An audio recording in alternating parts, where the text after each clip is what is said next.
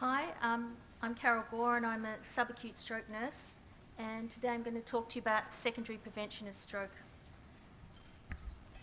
Oh. So these are the main areas we're going to talk about today. What is secondary prevention? Some facts and figures, evidence about risk factors, stroke survivor and carer perspectives, evidence for education, and long-term follow-up. Now, as far as I know, condoms really don't have anything to do with stroke. I was going to show you some pictures of where I work, but then I found this shot and I thought it might be nice to wake you all up and see someone obviously thinks prevention's sexy. Maybe there's new hope for stroke prevention too, and maybe we can make prevention more popular back in our own workplaces. So when we talk about prevention in stroke, there are three main aspects: primary, secondary and tertiary prevention. Primary prevention looks at avoiding the development of a disease like stroke. Examples might be disease management strategies and public health campaigns. Secondary prevention is about the management of people with stroke or TIA to reduce the risk of stroke or another vascular event happening again. Immediate and long-term strategies just depend on the cause of the stroke or TIA. And of course, tertiary prevention looks at the prevention of complications that occur as a result of stroke, like depression or a painful shoulder, and it reduces the impact of the disease. So the scope of stroke prevention can range from educating young people about stroke with lifestyle choices through to making sure that stroke patients don't develop a painful shoulder. So it's very closely related to risk factors also. So why is secondary prevention of stroke important? According to the NSF's current guidelines, stroke survivors have a high risk of recurrent stroke, about 4% annually. There's an even higher rate of recurrent stroke after TIA, up to 10% after 3 months. And it's been reported that about half of the strokes that occur following TIA might take place within the first 48 hours. Canadian guidelines suggest that recurrent strokes are more likely to be fatal or disabling than first ever strokes. Up to a third of reported strokes may be recurrent, and people with a cardioembolic stroke may have the highest risk of recurrence, and those with a lacunar stroke may have the lowest risk. Stroke is the leading cause of disability in Australia. And although there's disagreement about the relative cost of initial and subsequent stroke, the fact remains that recurrent stroke makes up a large proportion of the burden of stroke. And this is mostly due to the personal and financial costs associated with long-term disability. Secondary prevention is an integral part of stroke rehab, as important as walking, functional skills or swallowing disorders. And the foundation of secondary prevention is the management of risk factors, medication compliance and strategies for healthy lifestyle. These might include things like quitting smoking or living a more physically active life. Despite the proven benefits of controlling risk factors, reports suggest that secondary prevention strategies aren't being effectively implemented. Medications for secondary prevention are fairly widely used, but treatment may not be effective. For example, recent studies report that 30% of patients tested in Australia have high cholesterol levels, and 67% of those in Eastern Europe. Opportunities for secondary prevention are being missed due to non-treatment and lack of provision of information, especially for high blood pressure and cholesterol. And it doesn't seem fair that the groups who are less likely to receive appropriate secondary prevention are stroke survivors 75 years or older, those with higher levels of disability, and those patients who aren't treated on a stroke unit. So what exactly are these risk factors, and what's the latest evidence about their management? Let's go through the main modifiable risk factors. TIA. So even if we don't work in a hyperacute area of stroke management, we should be aware that TIA is a significant risk factor for stroke and it requires urgent management. The risk of stroke following TIA is high, about 5% in the first 48 hours and 10% at 2 weeks. And the risk might be even higher in certain groups, like those with carotid stenosis or atrial fibrillation, it's AF. So rapid assessment and starting secondary prevention strategies are important, but treatment just depends on the cause of the TIA. I'm not going to talk too much about this, but the ABCD squared tool is an evidence-based tool that clinicians can use to estimate a patient's risk of subsequent stroke after TIA. And it looks at things like the duration of symptoms, and it gives a score that helps the clinician to calculate the urgency of a person's management.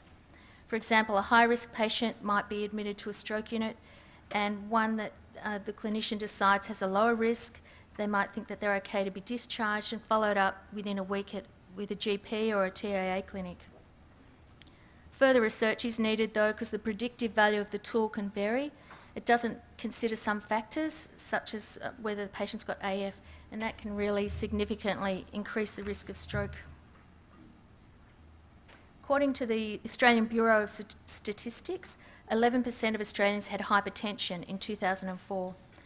High blood pressure is a major risk factor for first and recurrent stroke, and a person's stroke risk actually increases as their blood pressure increases. Therapy to lower BP is effective in preventing stroke, even if the patient's initial BP is within normal range. The National Stroke Foundation's guidelines recommend that all stroke and TIA patients, whether or not their blood pressure is elevated, should start blood pressure lowering medication unless it's contraindicated by symptomatic hypotension. Control of hypertension following stroke has also been associated with reduced functional disability and dependence. Evidence about when to recommence antihypertensive therapy after stroke remains unclear, but the patient's adherence to their medication regime is improved if therapy is started in hospital or if they're not admitted after a TIA soon after they're discharged. Lifestyle modifications like diet and exercise, they should also be encouraged to help reduce blood pressure. We'll talk about them in a minute. Aspirin is an antiplatelet medication that reduces clotting. Even in a low dose, aspirin reduces the risk of recurrent stroke by about 13%. Other antiplatelet drugs are also effective for different people. And guidelines recommend that all ischemic stroke or TIA patients are prescribed long-term antiplatelet therapy unless they're on anticoagulants like warfarin. Unfortunately, a significant number of patients don't keep up this regime in the long term, and there's a small risk of hemorrhage, but generally, depending on the individual, the benefits usually outweigh the risks. People who have had a stroke and have AF may be twice as likely to have a recurrent stroke. For those patients and those who have had a cardioembolic stroke, warfarin is more effective than aspirin, and the benefits have been found to generally outweigh the risks, such as hemorrhage. Again, that depends on the individual. But warfarin levels require careful monitoring and blood tests, and patients also have to be careful about their diet and interactions with other drugs. There are new alternative medications being developed that require less monitoring, but they're not available in Australia at this stage. Just some information to make you aware that, of the procedure carotid endarterectomy to prevent stroke recurrence for certain patients, and it's recommended by the Australian and Canadian guidelines that it can be very effective if the patient's symptomatic and has ipsilateral moderate to severe carotid stenosis. If the patient's stable, the surgery should take place within 2 weeks of the TIA, but only by a skilled surgeon with low perioperative complication rates. Procedures such as angioplasty or stenting may also be considered if the patient isn't suitable for open surgery. Diabetes and glucose intolerance are independent risk factors for subsequent stroke. Diabetes is also associated with many other risk factors. Routine assessment helps identify these patients, and glycemic control helps prevent further complications. But according to Canadian guidelines, there's no clear evidence that this actually results in a reduced stroke risk. Elevated cholesterol levels are associated with a higher risk of ischemic stroke and, interestingly, with a lower risk of hemorrhagic stroke. Statin therapy significantly reduces the risk of ischemic stroke, but this again is partly offset by an increase in hemorrhagic stroke. Therefore, statins aren't recommended routinely after hemorrhagic stroke, according to the NSF guidelines. But lifestyle and dietary modifications, together with statin therapy, are recommended for people who have had an ischemic stroke. Despite conflicting evidence, there might be some increased risk of stroke for women who are taking oral contraceptive pills and smoking or suffering from migraines or hypertension.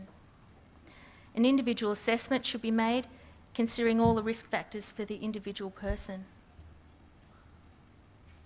Hormone replacement therapy has been found to increase the risk of primary ischemic stroke by up to 44%, and also to increase the severity of the stroke. Guidelines recommend that HRT should be stopped following a stroke, and the decision whether to continue or to restart HRT should be discussed with the individual, just considering all the risks and benefits for that person. But the 2010 American guidelines that have just come out, they do state that HRT containing estrogen is not recommended for women following ischemic stroke or TIA. Lifestyle modifications. So following stroke or TIA, every patient should be assessed and informed about their risk factors and strategies to modify them. The next few risk factors are mainly dependent on a person's lifestyle choices. Smoking. Smoking doubles the risk of stroke. It narrows blood vessels and changes blood dynamics. But in contrast, nicotine replacement therapy doubles the person's chance of quitting. Some antidepressants and behavioural therapy have been successful, but better results are achieved with repeated follow-up. That's also according to the NSF guidelines. The Heart Foundation recommends referring patients to Quitline. Next, we're going to talk about dietary modifications for secondary prevention, and let's hope the fast food giants can't really convince us all to ignore the risk factors. Diet impacts a number of risk factors such as hypertension, cholesterol, obesity. A low-salt, low-fat diet, rich in fruit and vegetables, whole grains, legumes, omega-3 fatty acids, that helps combat these risk factors. And antioxidants might reduce the progress of atherosclerosis, but they don't individually prevent stroke. Although there's little evidence specific to secondary prevention, excessive alcohol increases the risk of stroke, while light alcohol intake may be actually protective against stroke. Some studies have found an association between stroke risk and abdominal girth and body mass index in men. The Heart Foundation recommends reducing kilojoules and increasing exercise to achieve a waist measurement less than 90 centimetres for men and less than 80 centimetres for women. There's little specific evidence about physical activity and secondary prevention. However, there is strong evidence for primary prevention. It helps reduce hypertension and improve glycemic control if you have type 2 diabetes. Guidelines recommend 30 minutes of moderate physical activity on most, if not all, days of the week. Following a stroke, all patients should be informed about their risk factors. But what is the patient and the carer's perspective? We need to remember that following stroke, the people that we're giving this information to may be grieving and vulnerable. Many are facing life-changing decisions, and although they want high-quality information about stroke, much of the information isn't taken on board or is quickly forgotten because of the crisis that they're facing. The patient and their carer have a unique perspective which needs to be considered. Many of us here are clinicians who have relatively advanced knowledge in our field, but can we presume that just because someone has suddenly become a patient, that they want to comply with all our advice? We need to think about what the experience would be like in their shoes by remembering it's their life and their decision. We're merely helping them to make the best of what's happened to them. Canadian guidelines state that those people who may be at greater risk of stroke, such as older people or those with low socioeconomic status, they have lower levels of knowledge about stroke risk. Educational interventions can significantly improve knowledge, anxiety, and depression. But just because we know something about stroke, are we effective at passing the information along? Aside from making sure that our knowledge is up to date, we need to learn something about strategies for adult education, such as speaking to patients on an adult-to-adult basis and providing knowledge and education as a resource that people can tap into when they're ready. Here are some comments that came from a recent focus group about stroke education. I wasn't ready. I had social workers throwing information at me, but I worked nights and I'd stay there all morning with her and do rehab, so I wasn't interested. I'd say it was probably a good 18 months before I decided to go searching for help. I've got no recall of that stroke. My concentration, I couldn't watch the television or anything like that, or even in a conversation. I'm not a medical person, so I couldn't really understand a lot of what he was saying. Your thinking's very confused. One minute I was planning his funeral, and the next minute I was reorganising the house in case he came home. My brain was just churning over so fast. Information and education needs to be tailored to the individual's risk factors and also considering the person's most immediate priorities. Strategies might need to be offered in a variety of ways and repeated at different stages as a person's needs change. Relevant language and communication formats should be used, especially if people have communication problems. Behavioural techniques like educational or motivational counselling, like we were discussing before, they should be used in addition to written information provision. The National Stroke Foundation's got a range of high quality written information for secondary prevention, and that's regularly updated. So it's a really good resource. And active information provision is more effective so that people can exchange ideas and there's a chance to clarify the information. There is evidence that patients are more likely to adhere to risk management strategies if plans are initiated in hospital or soon after discharge if they're not admitted, following a TIA. The initiation of secondary prevention strategies should be a KPI for health services which provide care for stroke survivors. People have often a poor understanding of the importance of medication compliance. Failure to take prescribed medications is a major barrier to secondary prevention.